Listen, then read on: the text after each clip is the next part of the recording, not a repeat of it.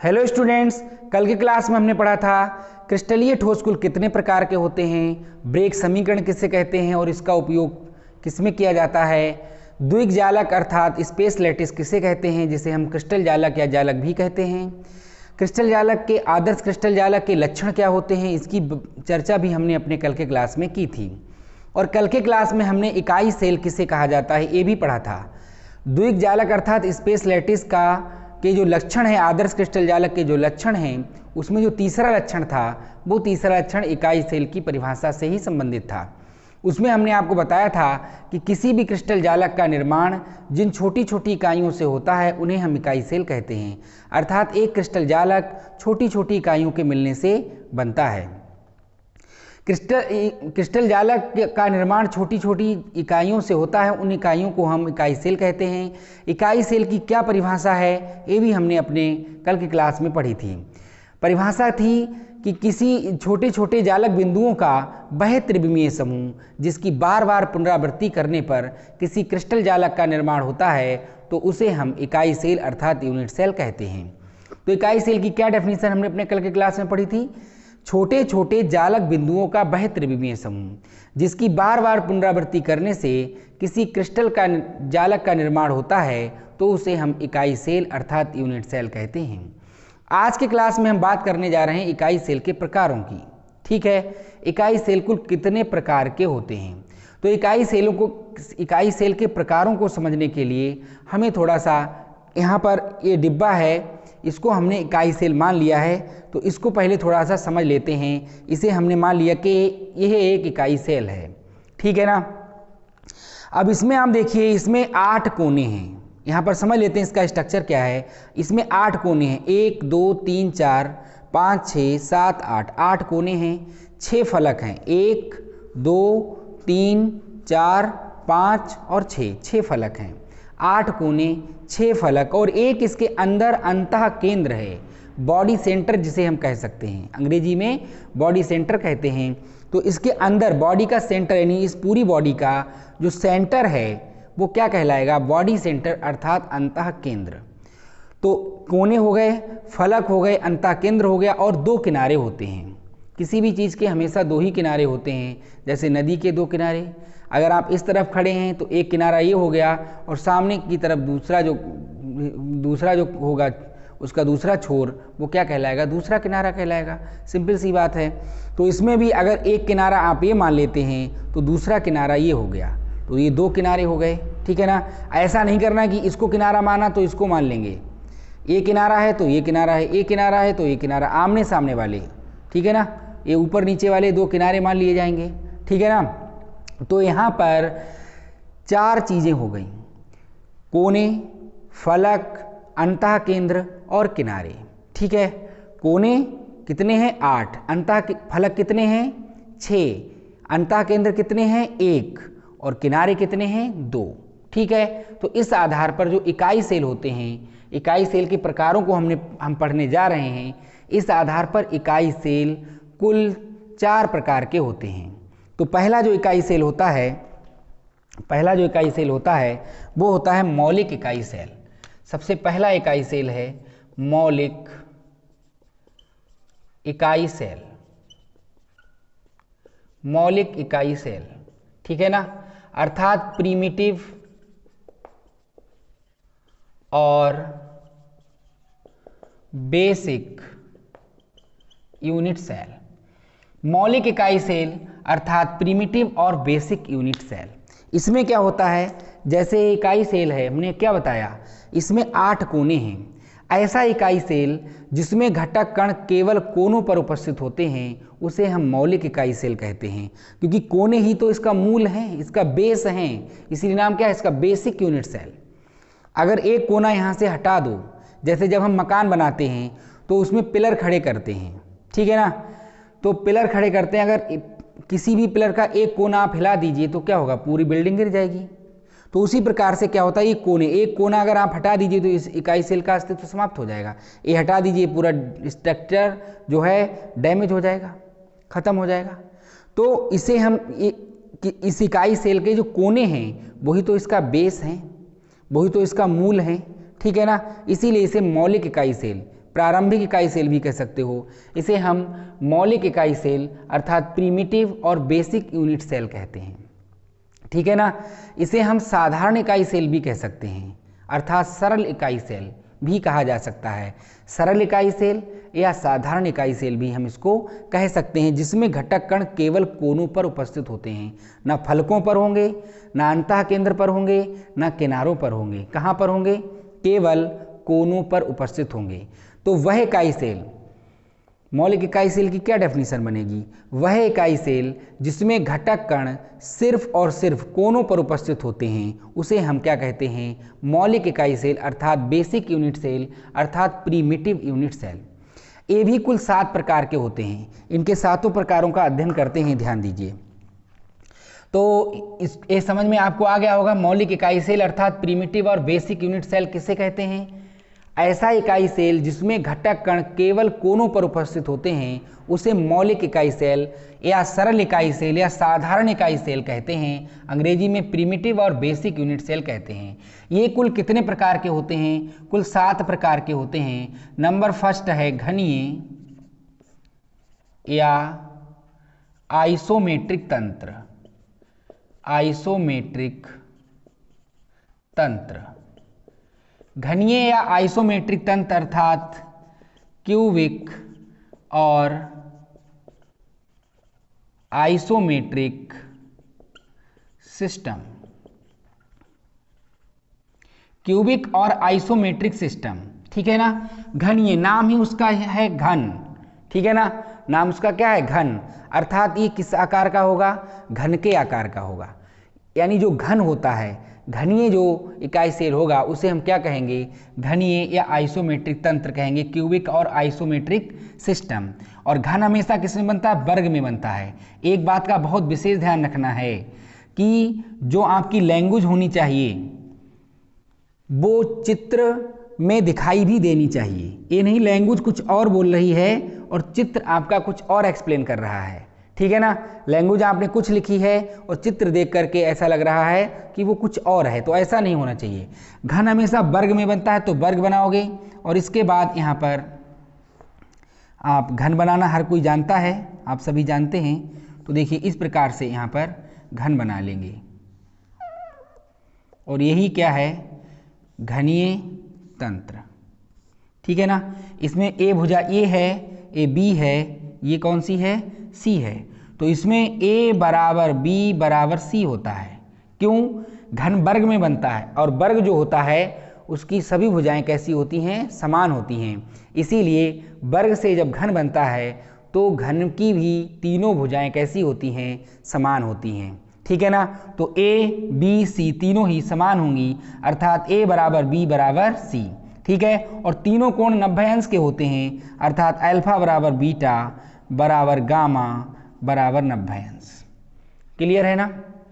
Alpha बराबर beta बराबर gamma बराबर 90 अंश। और इसके जो एग्जाम्पल हैं, एग्जाम्पल इसके क्या हैं? NaCl, KCl, ZnS, जिसे हम जिंक ब्लेंडी भी कहते हैं। जिंक ब्लेंडी भी इसको कहा जाता है। ये जिंक का एक अयस्क होता है। जिंक धातु का निष्कर्षण जिंक सल्फाइड से किया जाता है। इसका रासायनिक नाम जिंक सल्फाइड है और इसका एक नाम जिंक ब्लेंडी भी है। और ये जिंक ब्लेंडी जो है ये अयस्क है जिंक का, ठीक है। तो इसमें आप क्या लिखोगे? बहुत ही सिंपल है। हम हर लेक्चर में लगभग आपको बता रहे हैं, स्टार्टिंग की बात है इसलिए हम आपको हर लेक्चर में बात बता रहे हैं कि किसी चीज़ को आपको रटने की ज़रूरत नहीं है, समझ लेना है और उसके बाद अपनी भाषा में उसको लिखना है। तो क्या लिखोगे? घनीय या आइसोमेट्रिक तंत्र में क्या लिखोगे? उससे पहले एक बार और इसको देख लेते हैं। मौलिक इकाई सेल में क्या लिखोगे? वह इकाई सेल जिसमें घटक कण केवल कोनों पर उपस्थित होते हैं, तो ऐसे इकाई सेल को मौलिक इकाई सेल या साधारण इकाई सेल या सरल इकाई सेल कहते हैं, ठीक है। अंग्रेजी में इसे प्रीमिटिव और बेसिक यूनिट सेल कहते हैं। ये 7 प्रकार के होते हैं, जिनमें से पहला प्रकार हम पढ़ रहे हैं घनीय या आइसोमेट्रिक तंत्र अर्थात क्यूबिक और आइसोमेट्रिक सिस्टम। तो इसमें क्या लिखोगे? इस प्रकार के तंत्र में तीनों किनारे यानी तीनों जो भुजाएं हैं, तीनों किनारे बराबर लंबाई के होते हैं, ठीक है। तीनों किनारे बराबर लंबाई के होते हैं अर्थात ए बराबर बी बराबर सी, तथा तीनों कोण 90 अंश के होते हैं अर्थात अल्फा बराबर बीटा बराबर गामा बराबर 90 अंश। तीन कोण होंगे, तीन कोण कहाँ पर होंगे, एक कोण ये हो गया, एक कोण ये हो गया, दो कोण और एक ये नीचे इसके पीछे कोण होगा, तीन कोण होंगे ना। ऐसे समझ लीजिए जैसे कि ये है, यहाँ पर एक कोना है तो एक कोण ये हो गया, दूसरा कोण ये हो गया और तीसरा कोण ये हो गया, 1 2 3, तीनों कोण, कोने पर तीन कोण है ना, 1 2 3। तो तीनों जो कोण होते हैं वो इसमें कैसे होते हैं, 90 अंश के होते हैं। और इसका जो स्ट्रक्चर है वो इस प्रकार का होता है, घन के आकार का, जिसमें तीनों भुजाएं जो होती हैं वो बराबर लंबाई की होती हैं, तीनों किनारे बराबर होते हैं। ए, इसको अगर हम ए मान लें, ए बी और सी, ठीक है, ए बी और सी, तो तीनों जो भुजाएं होती हैं, तीनों किनारे होते हैं, ये बराबर लंबाई के होते हैं और तीनों कोण 1 2 3, ठीक है, अल्फा बीटा गामा तीनों ही 90 अंश के होते हैं। तो इसमें आपको रटने की कोई ज़रूरत नहीं। घन है, घन में तीनों किनारे बराबर लंबाई के होंगे और तीनों कोण 90 अंश के होंगे, ठीक है ना। तो क्या लिखोगे इसमें, इसमें आपको क्या लिखना है, बहुत सिंपल है, रटने की कोई ज़रूरत नहीं है। सिंपल सा आपको लिखना है 2 लाइनों में कि इस प्रकार के तंत्र में तीनों किनारे बराबर लंबाई के होते हैं अर्थात ए बराबर बी बराबर सी, तथा तीनों कोण 90 अंश के होते हैं, ठीक है, अर्थात अल्फा बराबर बीटा बराबर गामा बराबर 90 अंश, ठीक है। और इसका ये चित्र बना दोगे, एग्जाम्पल लिख दोगे, NaCl KCl और ZnS, कंप्लीट हो गया। इसको रटने की कोई ज़रूरत ही नहीं है, ठीक है। इसके बाद देखिए दूसरा आपका जो है, दूसरा कौन सा है, दूसरा पढ़ते हैं। जो दूसरा है, देखिए दूसरा कौन सा है, समझिए, दूसरा है आपका चतुष्कोणीय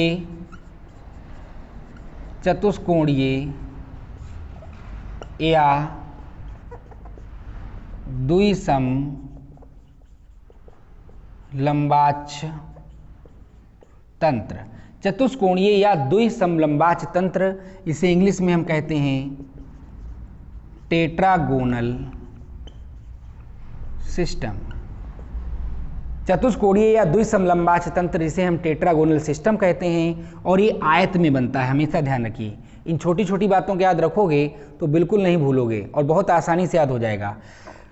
घनीय आइसोमेट्रिक तंत्र किसमें बनता है, वर्ग में, और चतुष्कोणीय तंत्र काहे में बनता है, आयत में बनता है। और इस प्रकार से आप आयत बनाएंगे। यहाँ पर देखिए बहुत सिंपल तरीके हैं, अगर आप थोड़ा सा दिमाग लगाएंगे तो आपको रटने की कोई ज़रूरत नहीं है। देखिए ये आपका आयत हो गया, ठीक है ना।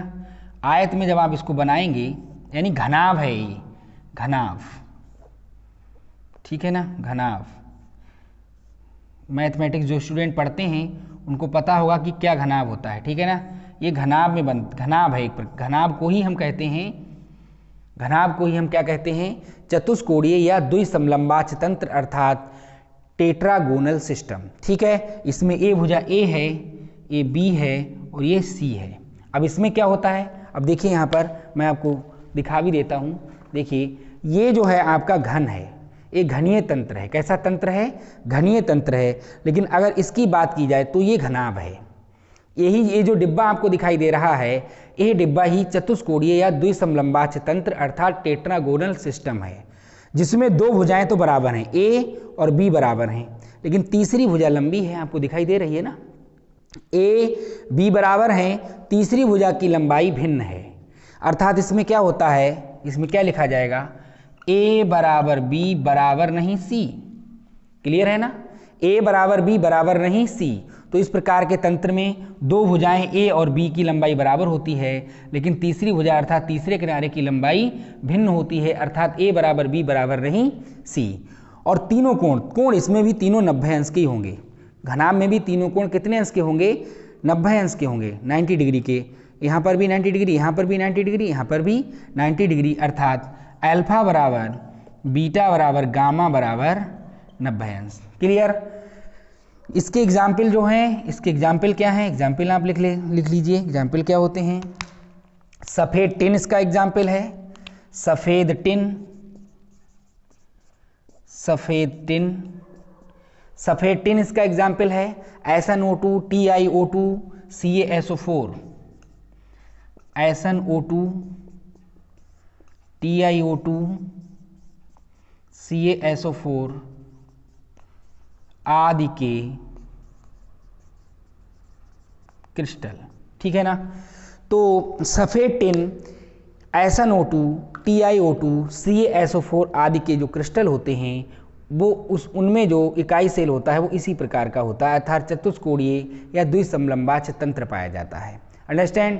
तो इसमें भी आपको रटने की कोई ज़रूरत नहीं है। एक घनाभ है, देखिए रट कर के आप याद नहीं कर सकते हो, एक क्लियर बात समझ लीजिए। कितना याद रखोगे? किसी में A बराबर B है, किसी में B बराबर नहीं C है, किसी में तीनों बराबर हैं, किसी में तीनों अलग अलग होंगे, तो आप कंफ्यूज हो जाओगे। लेकिन अगर आप समझ लोगे तो आपको हमेशा ये याद रहेंगे। ठीक है ना। तो यहाँ पर क्या है कि A और B भुजाएं जो हैं, A और B दो भुजाएं बराबर लंबाई की हैं, लेकिन तीसरी भुजा C है उसकी लंबाई भिन्न है। ठीक है ना, वो भिन्न लंबाई की है। ठीक है ना। तो इसमें क्या लिखोगे? और कोण तीनों 90 अंश के हैं। तो सिंपल सा आपको हेडिंग डाल करके क्या लिखना है? इस प्रकार के तंत्र में दो किनारे A व B बराबर लंबाई के होते हैं, लेकिन तीसरे किनारे C की लंबाई भिन्न होती है, अर्थात A बराबर B बराबर नहीं C, तथा तीनों कोण 90 अंश के होते हैं, अर्थात अल्फा बराबर बीटा बराबर गामा बराबर 90 अंश। एग्जाम्पल लिख दोगे, डायग्राम बना दोगे, बस हो गया कंप्लीट। ठीक है ना। थर्ड पढ़ते हैं। थर्ड देखिए, थर्ड आपका है विषम लंबाक्ष तंत्र। बहुत ज़्यादा इंपॉर्टेंट है ये, बहुत ही ज़्यादा इंपॉर्टेंट। विषम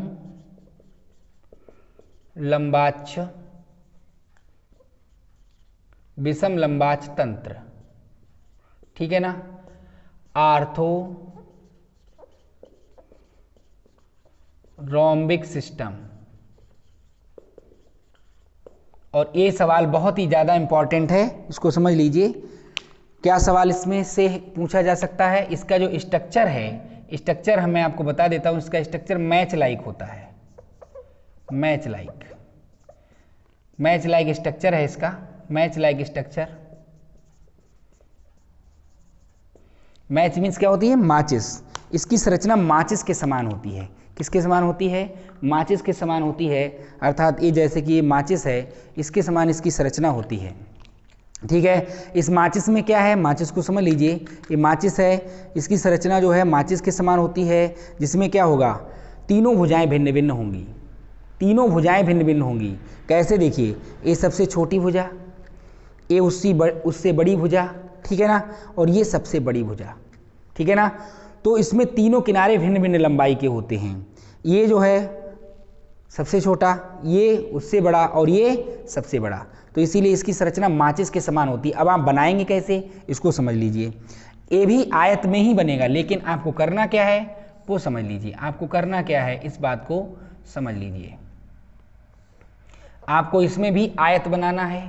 ठीक है ना। आयत बना लेंगे, लेकिन ये जो गैप है, इस गैप को आप अधिक नहीं रखेंगे, इस गैप को अधिक नहीं रखना। ठीक, यानी जो अगली लाइन आप खींचेंगे वो पास पास में होनी चाहिए। ठीक है ना। इस प्रकार से अगली लाइन जो है वो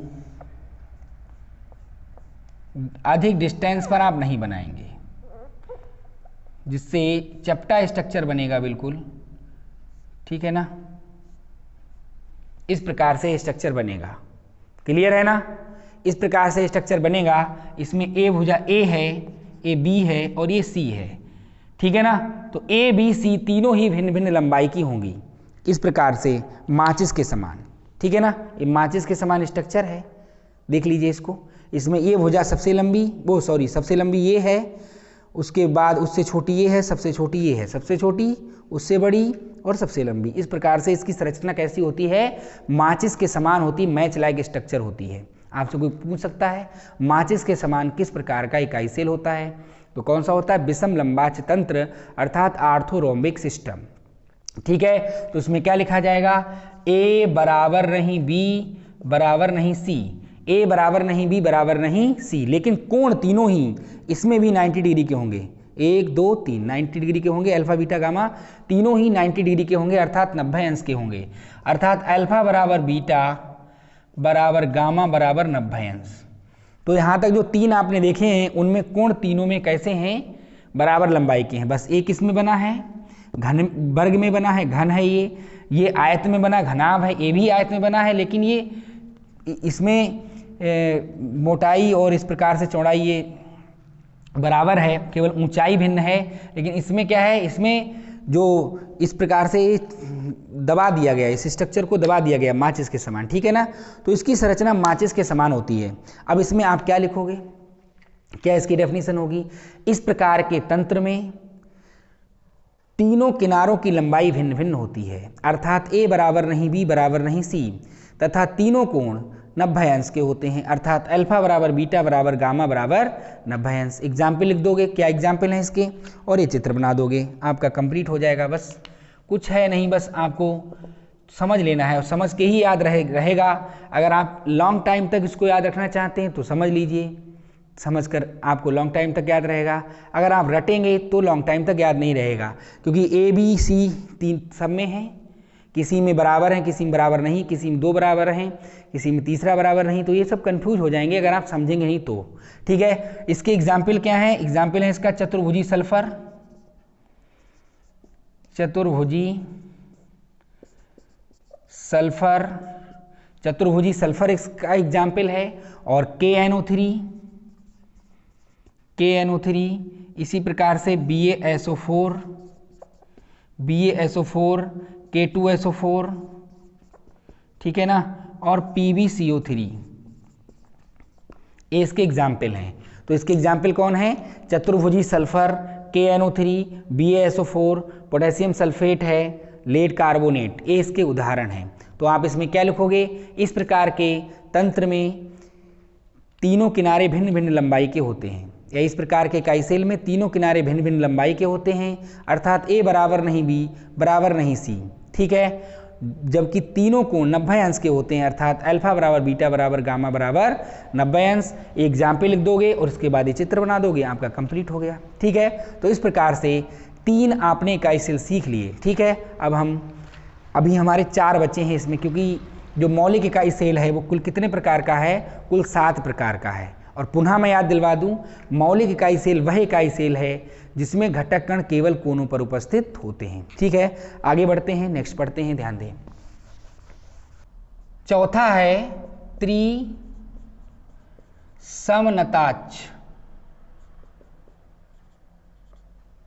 तंत्र, त्रिसमनताच तंत्र या त्रिकोणीय तंत्र, ठीक है ना। इसका नाम है त्रिसमनताच तंत्र या त्रिकोणीय तंत्र, अंग्रेजी में रोम्बोहेड्रल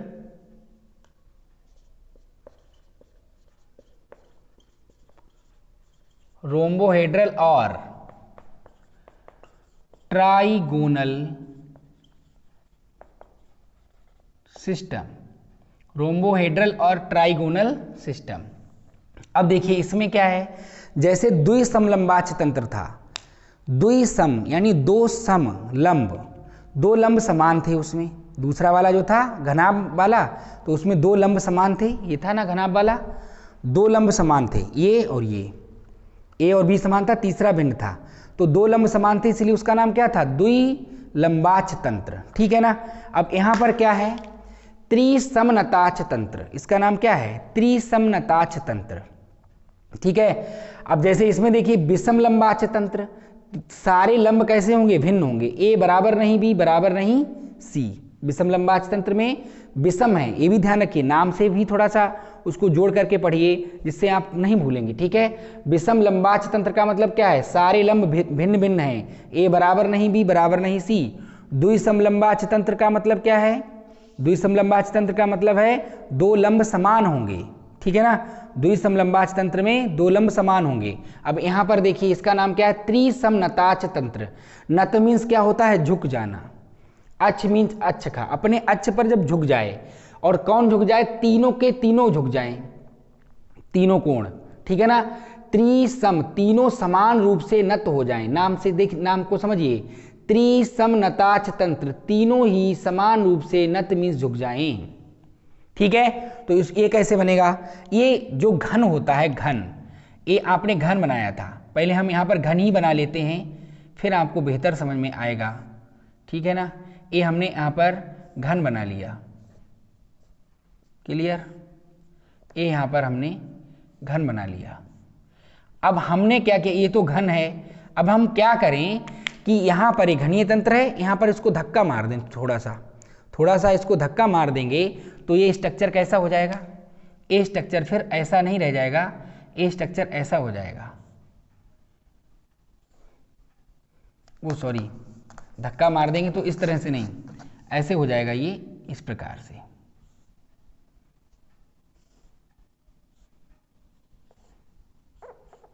झुकाव आ जाएगा, इसमें झुक जाएगा ये।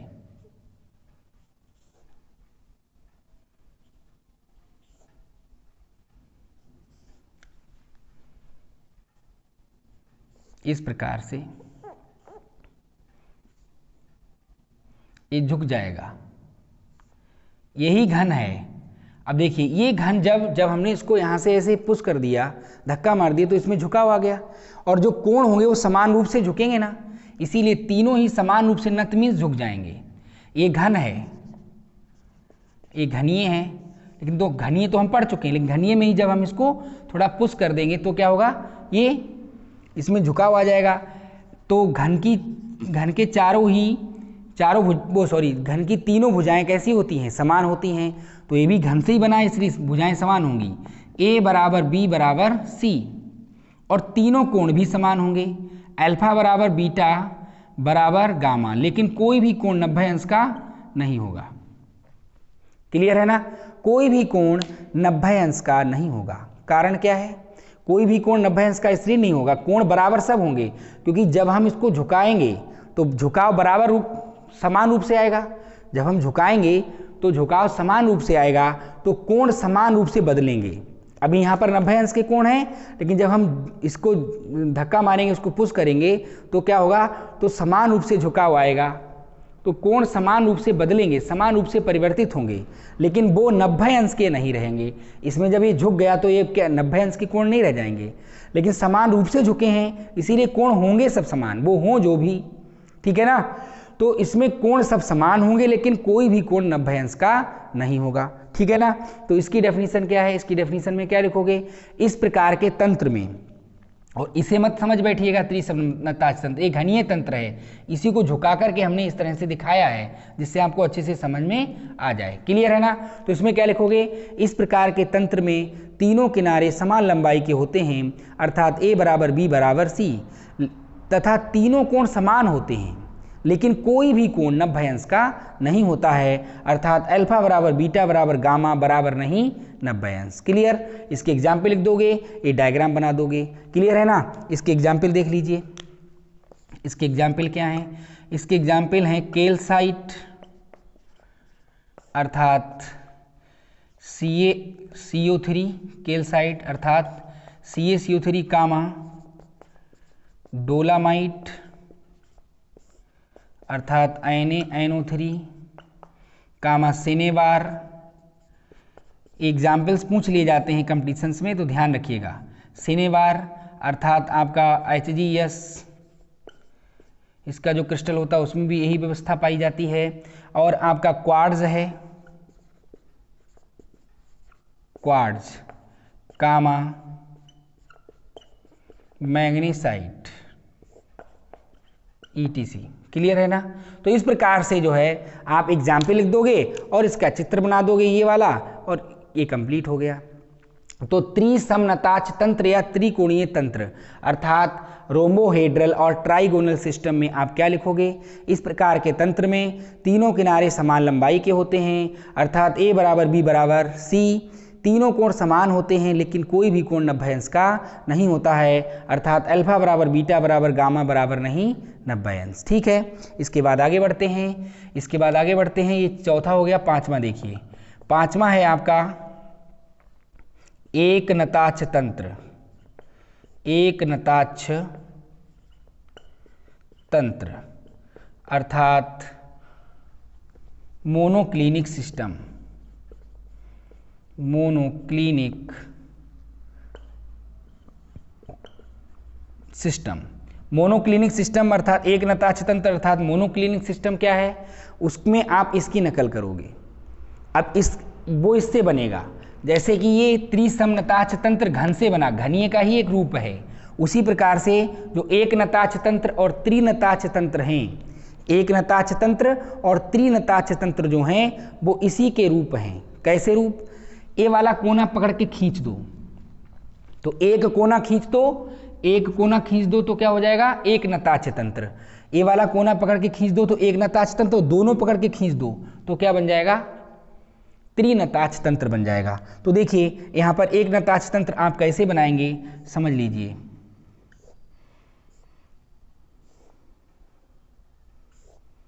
और ये आप जानते हैं समलंब चतुर्भुज है, तो ये जो एक नताक्ष तंत्र आपका बनेगा वो समलंब चतुर्भुज में बनेगा। क्लियर है ना? और इसमें जो है ये दूरी जो है, गैप जो है, जैसे इसमें कम रखा था माचिस के समान, वैसे ही इसमें भी आप कम रखेंगे। उसी का तो रूप है, बिगड़ा हुआ रूप है, एक कोना इधर भाग गया, ठीक है ना? तो इस प्रकार से ये बन जाएगा। देखिए इस प्रकार से ये बन जाएगा स्ट्रक्चर, जिसमें तीनों ही भुजाएं भिन्न भिन्न लंबाई की हैं, तीनों भुजाएं भिन्न भिन्न लंबाई की हैं, ए बी सी, अर्थात ए बराबर नहीं बी बराबर नहीं सी। क्लियर है ना?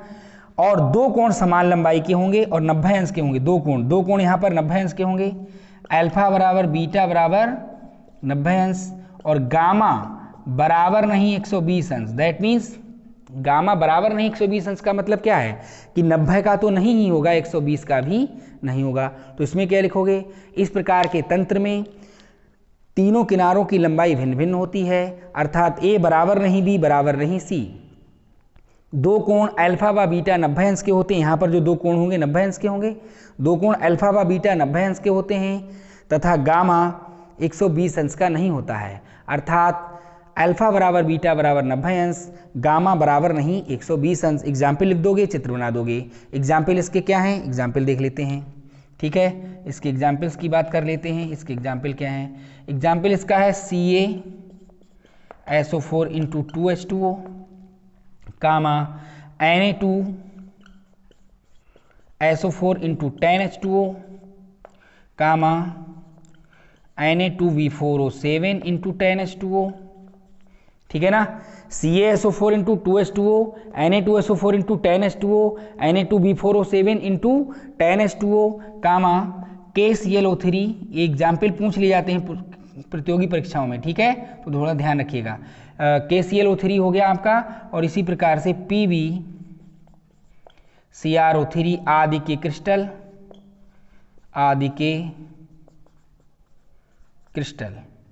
क्लियर है ना? आदि के क्रिस्टल।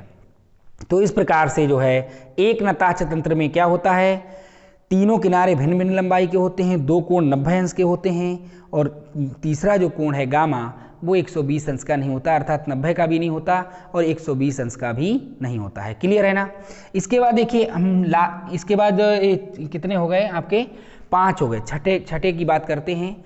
छठा है आपका, जो छठा है वो है त्रिनताक्ष तंत्र। त्रिनताक्ष तंत्र अर्थात ट्राइक्लिनिक सिस्टम। ट्राइक्लिनिक सिस्टम, त्रिनताक्ष तंत्र अर्थात ट्राइक्लिनिक सिस्टम क्या है? हमने बताया ना, एक नताक्ष तंत्र और त्रिनताक्ष तंत्र दोनों ही इसी के रूप में, इसीलिए हमने इसको मिटाया नहीं था, ठीक है? तो जब हम इसको खींच देंगे, इसके एक कोने को खींच देंगे तो ये बन जाएगा। जब हम इन दोनों को खींच दें, पकड़ के इसको दोनों को खींच दें तो क्या बन जाएगा? देखिए तब आप कैसे बनाएंगे समझ लीजिए इस बात को। तब आप इस तरह से बनाएंगे, इसका डायग्राम समझ लीजिए इस टाइप से। ये कौन सा है? एक किस में बना था? समलंब चतुर्भुज में, और ये किस में बना है? समांतर चतुर्भुज में। ये समांतर चतुर्भुज है, सब चतुर्भुज में बने हैं ये स्ट्रक्चर, ठीक है? जो लोग मैथमेटिक्स के हैं, फिलहाल हाई स्कूल तक तो सभी ने पढ़ा होगा, ये चतुर्भुज वगैरह तो सभी ने पढ़े होंगे, चाहे वो बायो के स्टूडेंट हों चाहे वो मैथ के हों, सभी ने पढ़ा होगा। तो ये इस टाइप का जो स्ट्रक्चर है, इस टाइप का जो स्ट्रक्चर है वो क्या है? त्रिनताक्ष तंत्र है, ठीक है ना। और इसमें हाँ एक बात और समझ लीजिए, यहाँ पर एक है त्रिसमनताक्ष, जिसमें तीनों समान रूप से नतमिष झुक गए हैं, और ये त्रिनताक्ष तंत्र है। दोनों में ध्यान रखिएगा, त्रिसमनताक्ष और त्रिनताक्ष तंत्र दोनों में अंतर है। द्विसमलंबाक्ष तंत्र पढ़ा आपने, त्रिसमनताक्ष पढ़ा, त्रिनताक्ष पढ़ा। तो त्रिनताक्ष और त्रिसमनताक्ष में समझ लीजिए, त्रिसमनताक्ष इस प्रकार से होगा और त्रिनताक्ष तंत्र इस प्रकार से होगा, जिसमें कोई भी भुजा बराबर लंबाई की नहीं होगी, ए बी सी। तो इसमें ए बराबर नहीं बी बराबर नहीं सी बराबर नहीं सी, और कोई भी कोण 90 अंश का नहीं होगा और बराबर भी नहीं होगा। कोई भी कोण बराबर भी नहीं होगा और 90 अंश का भी नहीं होगा। अर्थात यहां पर क्या लिखा जाएगा, अल्फा, यहीं पर लिख दीजिए, अल्फा बराबर नहीं बीटा बराबर नहीं गामा बराबर नहीं 90 अंश। क्लियर है ना। तो इसमें क्या लिखोगे, इस प्रकार के तंत्र में इसका क्या डेफिनेशन होगा, इस प्रकार के तंत्र में तीनों किनारे भिन्न भिन्न लंबाई के होते हैं। अर्थात ए बराबर नहीं बी बराबर नहीं सी, तथा तीनों कोण भिन्न भिन्न लंबाई के होते हैं। लंबाई नहीं होती कोण में, तथा तीनों कोण भिन्न भिन्न होते हैं और 90 अंश के भी नहीं होते हैं।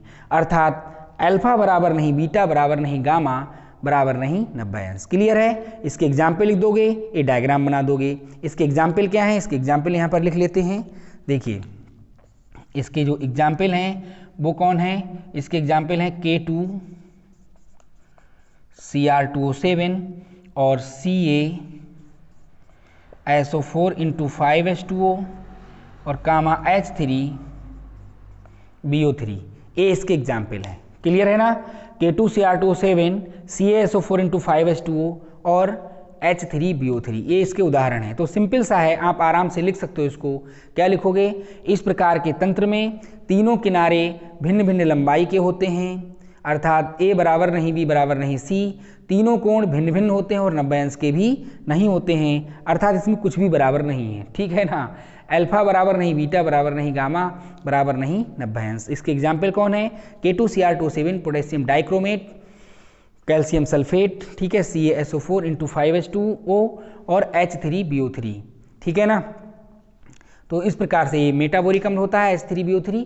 चलिए आगे बढ़ते हैं।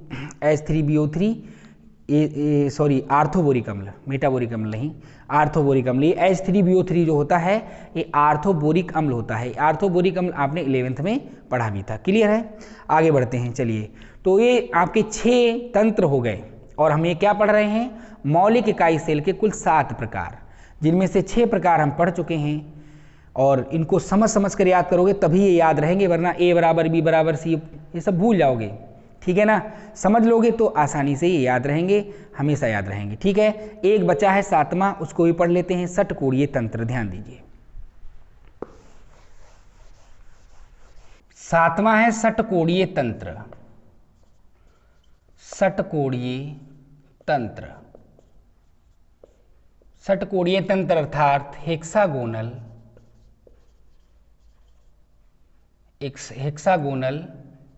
सिस्टम।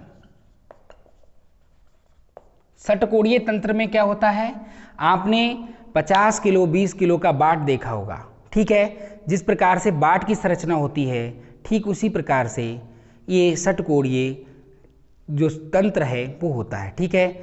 जो बाट है वो भी एक, उसकी जो स्ट्रक्चर है उसे हम षटकोणीय तंत्र तो नहीं कह सकते। ठीक है। लेकिन जो उसका स्ट्रक्चर है उसी के बिल्कुल समान होता है। तो उसको पहले बना लेते हैं, फिर हम आपको समझाते हैं षटकोण कैसे बनेगा। उसका एक बहुत अच्छा तरीका हम आपको बताने जा रहे हैं, ध्यान से समझ लीजिए। ठीक है। आप क्या करेंगे, षटकोण कैसे बनाएंगे, देखिए इस प्रकार से आप षटकोण बनाएंगे। तरीका समझ लीजिए जो बताने जा रहे हैं।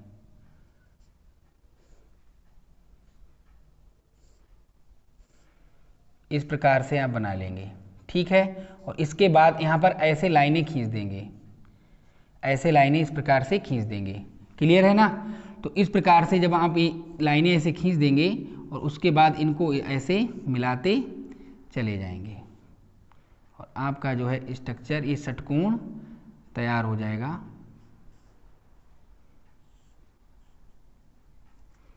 इस प्रकार ये षटकोण बन जाएगा।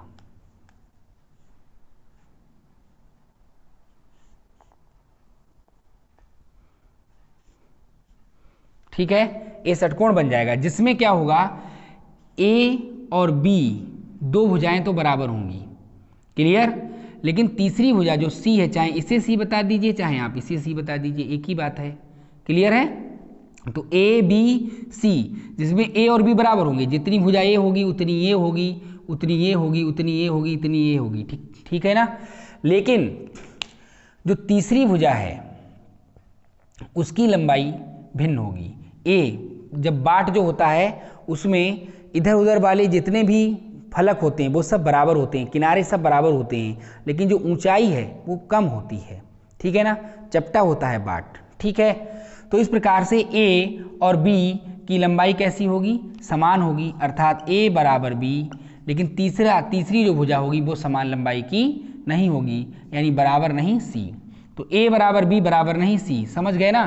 बाट जो होता है उसके छः उसमें होते हैं, ठीक है, 6 फलक होते हैं, उसके जितने 6 जो किनारे होते हैं वो सब के सब कैसे होते हैं, बराबर होते हैं, लेकिन जो ऊंचाई है वो ऊंचाई कैसी होती है, वो समान नहीं होती है। तो इसमें ए और बी मतलब ऐसा ऐसा ऐसा इस प्रकार से जो राउंड में जितने भी हैं, जितने भी कोर राउंड में हैं, ठीक है, वो सब कैसे होंगे, वो बराबर होंगे। तो ए बराबर बी होगा, यानी लंबाई और चौड़ाई कैसी होगी, बराबर होगी, क्योंकि लंबाई चौड़ाई सब बराबर होते हैं, 6 होते हैं इसमें षटकोण में, वो सारे के सारे बराबर होते हैं, लेकिन जो ऊंचाई है वो थोड़ी सी कम होती है, ठीक है ना, या ज़्यादा भी आप कर सकते हो, वो डिपेंड करता है आपके स्ट्रक्चर पर, ठीक है। कुल मिलाकर के वो बराबर नहीं होगी। तो ए बराबर बी बराबर नहीं सी, ठीक। और देखिए जो दो कोण होंगे, एक कोण यहाँ पर, एक ये कोण, ये 90 अंश का होगा, ये भी 90 अंश का होगा, लेकिन जो तीसरा कोण ये है ये 90 अंश का नहीं होगा, कितने अंश का होगा, 120 अंश का होगा। तो ये जो कोण होता है वो 90 डिग्री का, एक कोण 90 डिग्री का, लेकिन एक कोण 120 डिग्री का होता है, अर्थात अल्फा बराबर बीटा बराबर 90 अंश और गामा बराबर 120 अंश। गामा जो होता है वो 120 डिग्री का होता है, क्लियर है। तो इस प्रकार से जो षटकोणीय तंत्र होता है अर्थात हेक्सागोनल सिस्टम होता है, उसमें आप क्या लिखोगे, इस प्रकार के तंत्र में दो किनारे ए व बी समान लंबाई के होते हैं, लेकिन तीसरे किनारे सी की लंबाई भिन्न होती है, अर्थात ए बराबर बी बराबर नहीं सी। दो कोण 90 अंश के होते हैं, अर्थात अल्फा बराबर बीटा बराबर 90 अंश, और तीसरा कोण गामा 120 अंश का होता है, अर्थात गामा बराबर 120 अंश। एग्जाम्पल लिख दोगे, क्या एग्जाम्पल है इसके, एग्जाम्पल इसके आप लिख दोगे। एग्जाम्पल इसका सबसे ज़्यादा मोस्ट पॉपुलर एग्जाम्पल है ग्रेफाइट। ग्रेफाइट में षटकोणीय श्रृंखलाएं पाई जाती हैं, कार्बन परमाणु होते हैं केवल, ग्रेफाइट में षटकोणीय श्रृंखलाएं होती हैं, षटकोणीय परतें होती हैं। जब हम पेंसिल से कागज़ पर लिखते हैं तो वो षटकोणीय परतें ही कागज़ पर उतरती चली जाती। तो ये सबसे ज़्यादा मोस्ट पॉपुलर एग्जाम्पल है इसका षटकोणीय तंत्र का। बाकी और भी इसके एग्जाम्पल हैं, AgI भी षटकोणीय होता है, और आपका ZnO है, ZnS है, ये भी षटकोणीय होता है। CdS यानी ग्रेफाइट, AgI, ZnO, CdS, ठीक है, ZnS, और आपका SiC सिलिकॉन कार्बाइड, इसका नाम क्या है, सिलिकॉन कार्बाइड। सिलिकॉन कार्बाइड में भी इस प्रकार का जो है तंत्र पाया जाता है, इस प्रकार का सिस्टम पाया जाता है। और सबसे ज़्यादा इंपॉर्टेंट बात ये हो गई बर्फ ETC, ठीक है। तो बर्फ में भी ये पाया जाता है और ग्रेफाइट में भी पाया जाता है, ये दो बहुत ही ध्यान रखने वाले हैं। ग्रेफाइट में षटकोणीय तंत्र होता है और बर्फ में भी षटकोणीय तंत्र होता है, ठीक है।